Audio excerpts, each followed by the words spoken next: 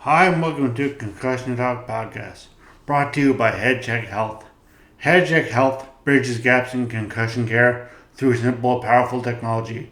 Join organizations like the Canadian Football League, Track Factory Racing, the Canadian Geogia League, Eastern Washington University, and Volleyball Canada, who rely on HeadCheck to improve communication and optimize care.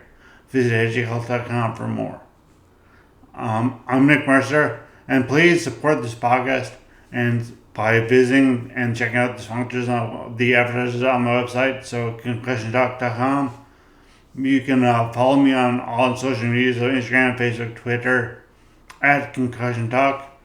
And please subscribe, rate, and review this podcast on all podcast apps and software, and also on YouTube and Goodpods.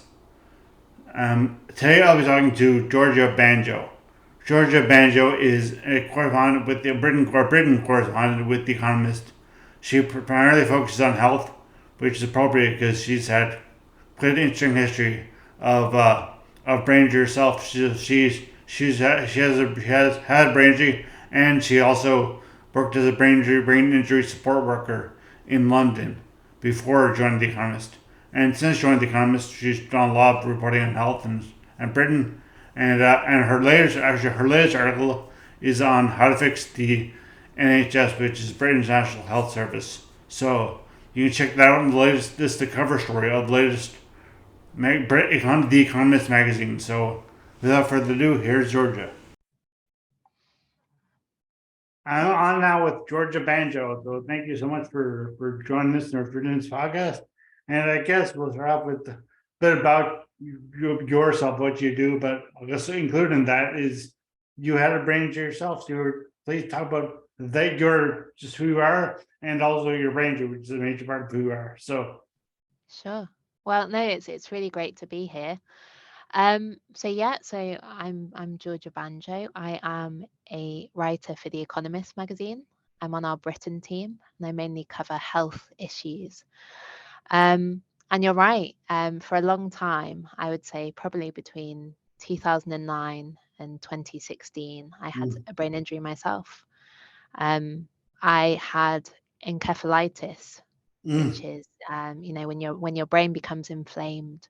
I Um, know people here call it encephalitis, but I heard Encephalitis, yes, encephalitis, same thing. Yeah, on your side of the yeah, Atlantic, yeah. exactly. See, Uh, see, soft yeah, here. yeah. So in 2009, I was 16, and I had a rare form of autoimmune encephalitis, Mm.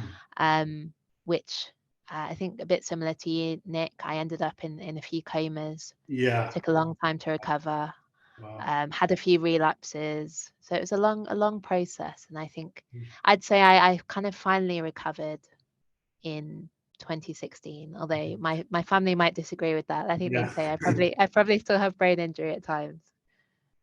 So and you said you then work with, or you work with, as you had the brain injury yourself, with people with brain injuries, others with brain injury.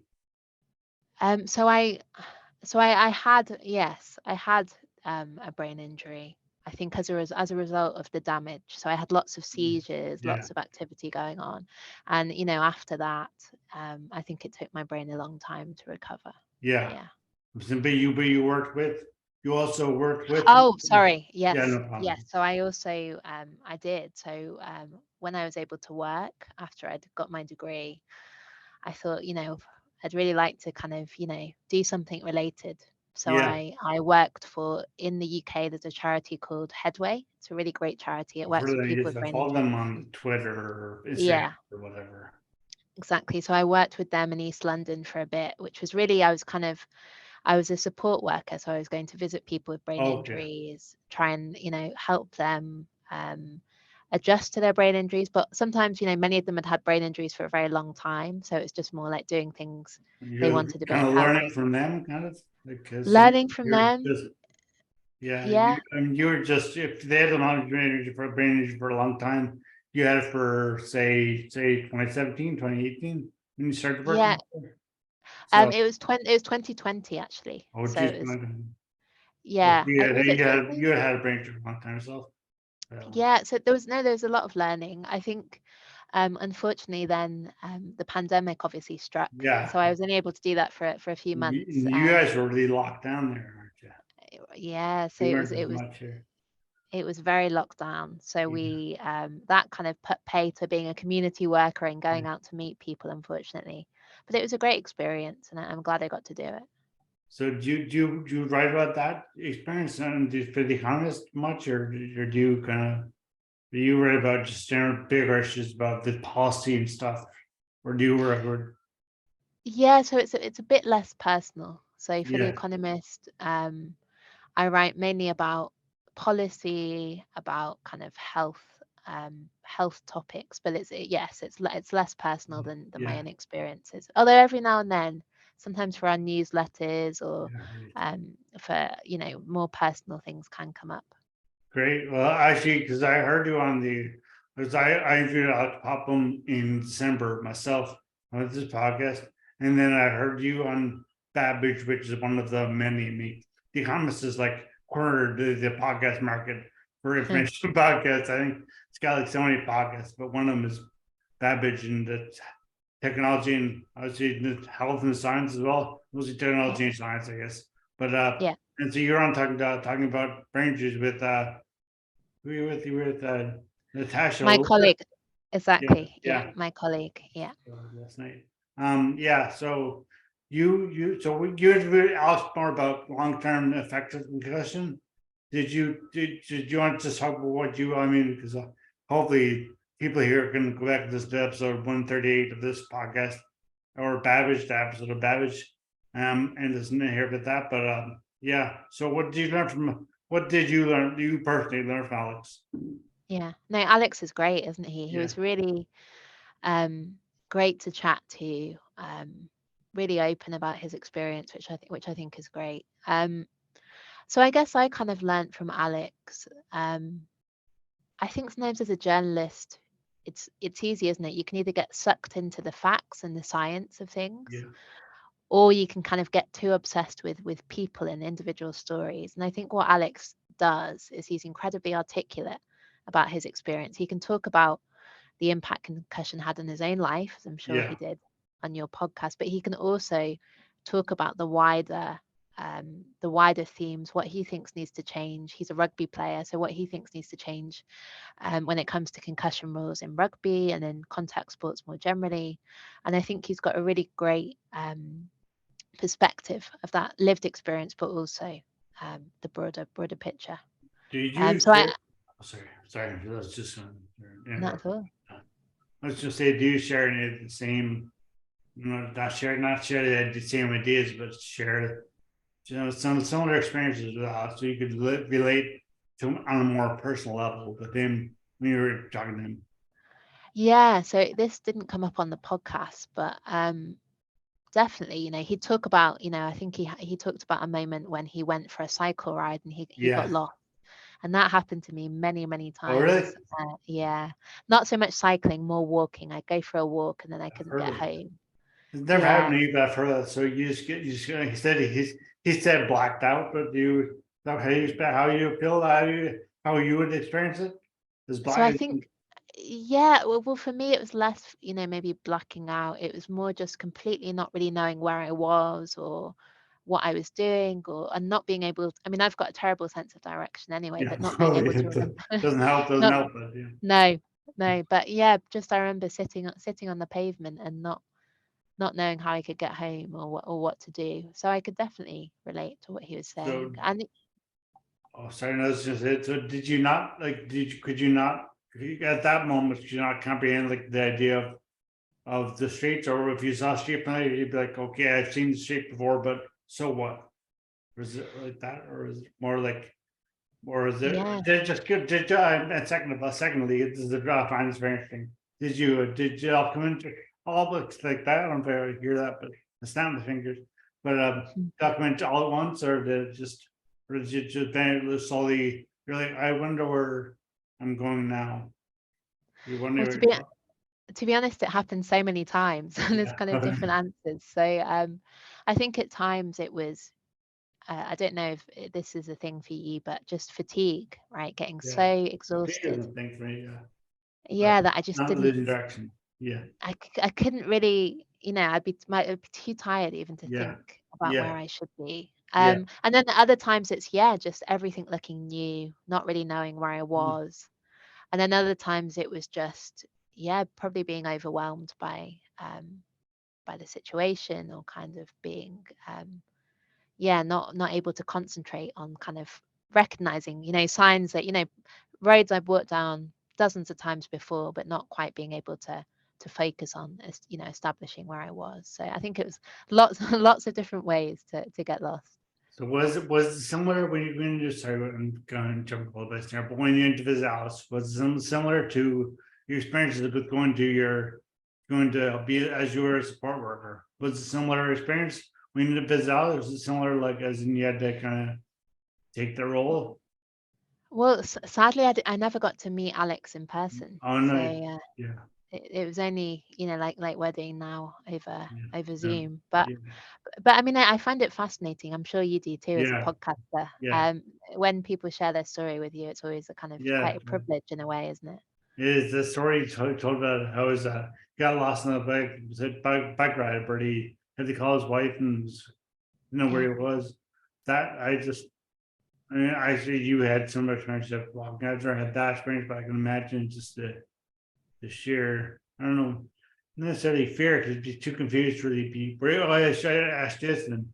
Were you were you scared when you lost your way, or were you just too tired really to even know they should be scared? Were you just like just overwhelmed? More, you said you used to use the word overwhelmed. I think it's probably, obviously you're a writer, so you know the best word, but I think that's Not at all. probably the best the best word to use. Is it just that, or is there any fear, or is it just So I remember when I was at university. So I was at university when I had a brain injury as yeah? well. And I remember one particular time, when I got lost, but I got lost in a courtyard. So I was in the kind of Oh, college building. okay, There was a quad, but I just okay, walked round and round this courtyard for about 20 minutes. And I remember just feeling so, yeah, I felt completely scared and overwhelmed. And eventually I had to ask someone how to get out. And there was only one exit, right? So it wasn't yeah, very hard. But yeah. my brain was just so overwhelmed in that Is moment. And I that's the think, way you came in too? Is that the way you came in? You came to yeah. And came, I couldn't find my way out. I was just going round and round, and it was quite obvious. But I think that's it. And I think that's, um it can be, can't it? I mean, just when your own brain isn't working for you, yeah, it can be totally terrifying yeah, when you're aware of that. Sometimes you're yeah, too tired to notice, but it can be exactly. quite scary. Too tired, too consumed with just figuring out where you not well, let's say so where you are. I guess is part of the story, but I've never really experienced that. But I know sometimes just want to know like just in my moment, like where I am, like what's going on, like figure yourself out. You can't be scared. You maybe you should be scared. Maybe just scared. People say like, oh, that must be scary. It's not the first action you think of. You think of just Mm, how can I fix this situation I'm in, and yeah, or how can I locate myself. So yeah. that apocalypse did that Babbage in February. So it's this year in February 17th, I'm gonna say. Hmm. Yeah, or 16th or something, yeah. But so you talked to Alex about what the legal repercussions of what he's trying to do. So Yeah, what was that? What's he trying to do for? Because you cover Britain in yeah, general. yeah. Exactly. So that's why we were speaking to him. So, for a couple of years now, really, there's been, some progress in a few lawsuits, which involve rugby players, mainly in England, but also in Wales and in a few other countries, suing the sporting bodies, for injuries they sustained playing rugby, and the kind of damage it's done to their brains. So Alex is a big part of, those lawsuits. What they're really trying to do is to demonstrate a link between playing rugby and all. I don't know how familiar your listeners are with rugby. It's, I guess, similar in some ways to American football, or those kind of Yeah, high impact. I just water. I just had my episode 154 was with and I just pocketed them at their rugby club in town in St. John's in Newfoundland, Okay, which there we is, go. but I mean, because they know rugby very well because they love it. But that's more here. There's no actual padded American football in Newfoundland because Right. Okay.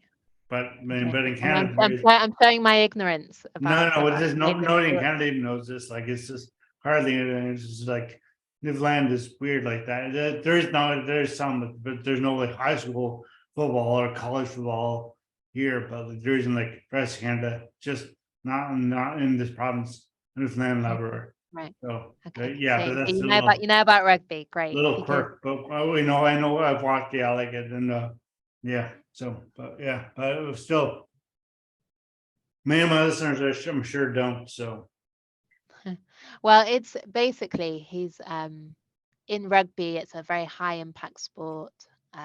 There's lots of crashing into one another, yeah, tackling each other, lots of collisions. And Alex, I think, thinks he's had 100,000 impacts to the head wow. over the course of his career. I think that's right.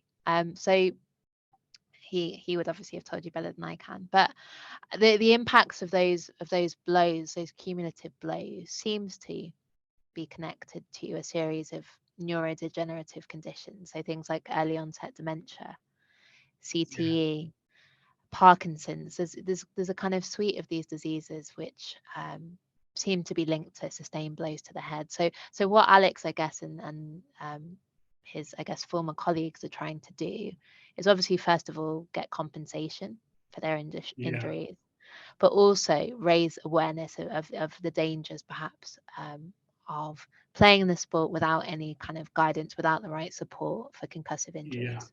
So I think it's now it's like it was. I also remember you saying on Babbage that at that time you had broken your I don't know, broken your foot or injured your Yeah, foot, like your yeah, sideline because of that. So yeah. that's a different that's a thing that you know what you people know about whoever you're playing Mm. soccer at the time, right? So so and okay, well, is the foot better now? Well, very kind of you to ask. So, yeah, so when we recorded that podcast, literally a few days before, Well, really, I'd broken my foot playing football, were, getting were, tackled, actually. were you supposed to go in to the studio to record? Well, I stayed at home, so that's what Yeah, but secret podcast. were you supposed Yeah, to? And then you were like, I was meant to go in, and I then recorded from my bed with my foot uh, firmly up. So yeah, so it was on, sporting injuries were on my mind when we yeah, recorded that. But yeah, I mean that's the thing, isn't it? I mean, injuries happen in sport. yeah, We all, exactly. we all love sport, it's Part of the assignment. fun, but exactly, but there's risk Yeah, involved, yeah, right? But I think the exactly. difference with brain injuries is one, often there's not the awareness of them. Yeah, So people are, yeah, people are taking that risk without necessarily knowing that they might mm, get dementia when they're yeah. 40. They're surprised by the outcomes. Yeah, Exactly. And then also it's just more serious, isn't it? If I break my yeah, foot, it's bad, but I am recovering. Thank you for asking. But if I, really damage my brain, that's a lot harder to yeah, heal. So definitely. it's a question of degree, I would say. And it was it's just his organization is Head for Change, and also there's a I don't know if you know Stephen Thompson. I'm not sure. I didn't know Yeah. enough to really know what it is, but he's also followed me or I follow him both on Twitter and I know Mm. he's talking about early onset dementia. He has suffered from his rugby career. I'm not sure how well known it is now, but it must be probably seems to be very well known and known. And He's a World Cup winner, Steve oh, what? Thompson. Oh, it just recently, just like what that was in 2017 or 2019 when they won. No, so I think they won 20 years ago now, 2003. So I he's still amazing. remember it. I still Oh remember it. It was yeah. against Australia. Great game. Are you playing? Did you play rugby yourself? I never played rugby, but I watched that World Cup final. It was a great And team. yeah, and you play. You're playing. Are you back at soccer now or football? Or are you still keeping you out, keeping you away? Yeah, so I think I rushed it a bit. So I kind of started Yeah, trying to jog. and you're meant to jog 1 minute and then walk 5 minutes and jog 1 minute. And I got bored and I yeah. jogged 2 minutes instead of one, and I think I set myself back. And you did it once and you're like, that's pretty good. Doesn't feel that bad. And then do It look was a like mistake. 20K Yeah. So running. it was a bit stupid really. So I think it might be a good month before I'm back playing football. Yeah. But that's the thing also about brain injury is if you did that because we're just a tendency of one of those you like they say like the gradually return to sport, return to learn. So people when they get bored with just returning, just oh I jogged, I'm jogging, just going through the motions like for a few days or a week before I can get contact and yeah, I feel fine. So I'll just go back and I'll just as you said, like on brush it, I'm just gonna like go ahead, recklessly go ahead and say, I'll take a bit of contact, it's not gonna hurt. And then all of a sudden you got a second impact syndrome with the concussions and early onset dementia is not very far off that. So it's just kind of Mm, these unknown cumulative effects that I think are very important that all the your writing and your podcasting and hopefully Alix Popham's organization head for change mm. also alert people to this. But I want to ask you also about you said you think you've had concussions as well as I know you had or did you or do it from soccer or from just living? Yeah, I'm not sure if I've had a concussion. So I think Um, so obviously your injury was traumatic, right? You kind of yeah, it's had fair. Like mine, there was worse no. worse than a concussion. Yeah, But but there was no. But the thing is, mine was there's no discerning. No, like I wonder if he had a brain injury. I wonder if he had a concussion. It's like I was out for 2 weeks. I was in a coma. So I was like, I needed to. If I didn't go to hospital, I would die. Died. I didn't go to hospital like that second. I would have died. But so so it's very severe, which sucks. But mm, it's also kind of blessing in disguise because I'm happy now and I know that I had a brain injury. Whereas people go through life those like 40 years not knowing they've had a bunch of like actually like bunch of subconcussive hits or semi brain injuries and then all of a sudden you've got early onset dementia or you've got some bad like CT or mm. so yeah. Sorry, go ahead. You're saying No, something. I'm curious. So you said, do you think you're happier now than you were I'm happy. before? I was 23 at the time, so I don't know if happier. I am happier now because definitely because I kind of more I'm like at peace, I'm still trying to improve my I'm not peace that way. I'm peace like just done meditation and yoga stuff like that, and cold showers and all have a happiness stuff, and the way I look at life now is totally different. And did you find Mm. that as well? Did you look at Well, no, life differently? I I just find this really interesting because I think that's surprisingly common, right? When Yeah, someone goes through a really awful thing, yeah. um, and yet you can often at the end of it, there's a long journey, there's a lot of suffering, but often you can end up feeling more content at the end of it, perhaps because you've Huh. got a greater awareness Yeah, of exactly. life and I'm what it can be. definitely more content and just happy just to do whatever, and I'm not like concerned about the other people. That people always say that, but I mean, just outside things with myself and my who's around me, my clothes, just everything. I can even say that can't even enumerate why I'm happy and who I'm not with and why I'm just in general, just overall, just life, just taking life in and just knowing that I don't know, feels kind of philosophical knowing that it's not anything that's I don't say it's not important, but it's like it's not necessarily it's not the way we perceive it. Not the way I perceived it, at least for 23 years foreign trade. Not the way I perceived it, not the way I can tell that other people perceive it, and not the way it's shown on TV or whatever, or any movies or anything. So Mm. and popular by just society in general. It's not the way it's perceived or shown or manifesting, but it just makes just having this attitude of just like to the comment to knowing that's just life is life is what it is and it's just fun to be just just wander around and just experience even the pain, for example, is not necessarily pain. That's only. But we still. I've seen like you've heard the thing that the excitement and nervousness. There's like the same physiological emotions, same physiological feelings, but it's just your perception of what exactly excitement or nervousness is. So you're just stories you tell yourself, and that's all it is. Just life is just stories you tell yourself, experiences. So yeah, I'm It's true. rambling. Yeah, Yeah. Yeah, and I guess that's about being alive, isn't it? Feeling yeah, things, even if you don't always appreciate it in the moment. yeah, exactly. So it's just yeah, so I thank you so much for doing this podcast with me. And basically, before I leave, let you go, would you have anything else you wanted to touch on, but I forgot about, or that you want to bring up about concussions or brain injury? No, it's just great speaking with you. I guess I'd say, we obviously first got in touch because of these rugby lawsuits and all the Yeah, stuff yeah, Alex is doing, and I think that they will probably drag on for a while, but I think they yeah, will be. It's a very kind of important. It's an important moment, I think. So obviously we had the concussion lawsuits in America, with the yeah, NFL. yeah, Um, they were the really high profile ones that were settled in 2013. But this is, they're going on in multiple countries. Rugby is, in a way, I guess, a more international sport than American football, right? And definitely, definitely is. and it's really what happens there could be quite impactful, and it's already changing the sport as well. So Alex and Steve Thompson and all those guys are already making a difference, by campaigning on this and sharing their stories. And I think it will be it's something to watch out for in the next couple of Yeah. years. Is where this goes.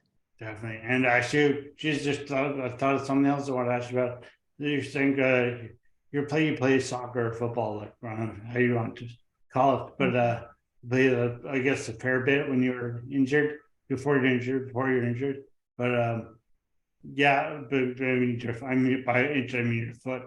I don't mean like concussions. We played, I mean you played it before, obviously, but do you find that there's more recognition in soccer and football of the heading about just going up to a header or just body contact joints more there's more known, more understood, appreciated about concussions and head injury from Totally. Yeah. No, there's a lot more awareness now, isn't there? I yeah, think. that's just where Yeah, I think in a lot of when kids are playing and when amateurs like me are playing, yeah, often they're like, don't head the ball unless you want to.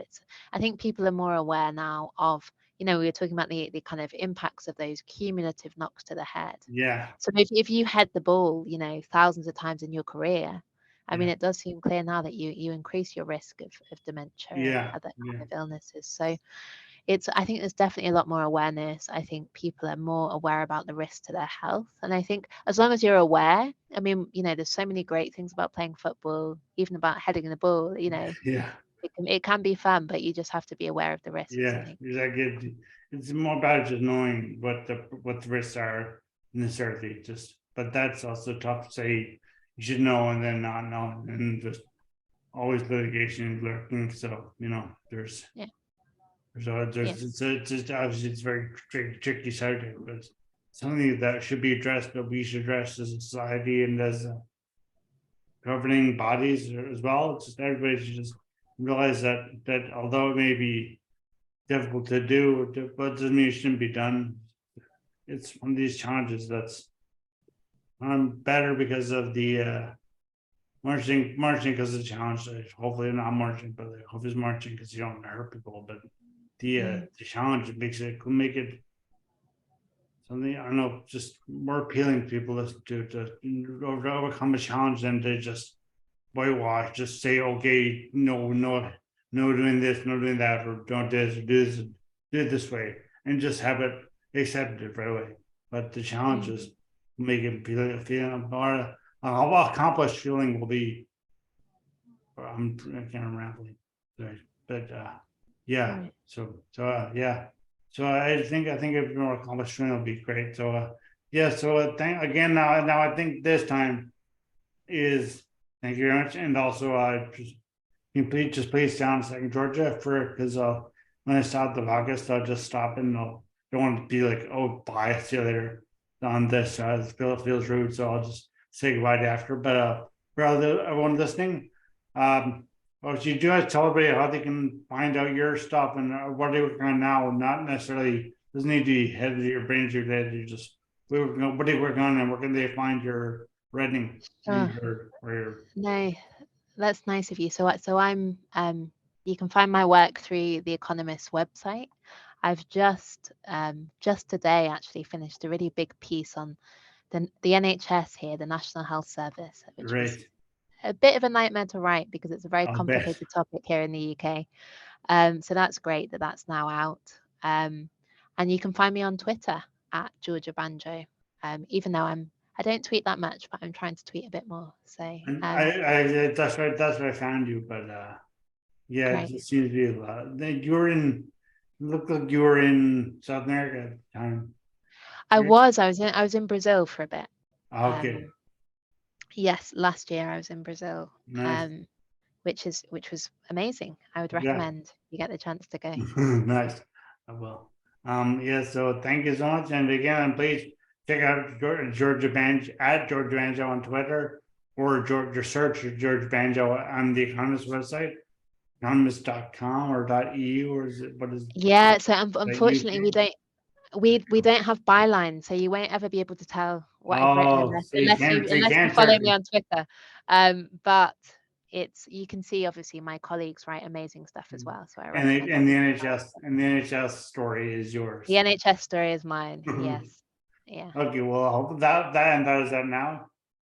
It's out now. Yeah, it's the Okay, cover well, story actually, so it's easy to find. well, geez, and pick a magazine, dictionary at the kiosk in the airport or just any kiosk and just pick up George's story in the Economist. And yeah, so thank you so much, and thank you everyone for listening. And well, now my hand is hovering over this. We're gonna find the stop button, but thank you so much, and as hopefully people in Canada will be aware. Next month is brain injury awareness month in Canada. So I know that my organization, the Newfoundland Brain Injury Association, is doing hopefully it's not hopefully, but hopefully it'll be nice weather because there's no guarantee here at all. But it'll be not raining. But next Saturday, so it'll be June 3rd at Bryan Park. There's a walk, we're having a walk. So please attend that and you can go to the website and apply to support and yeah, so see you there. I'll raise more awareness. And otherwise, thank you so much, and I'll see you next time. Or you go listen to me next time.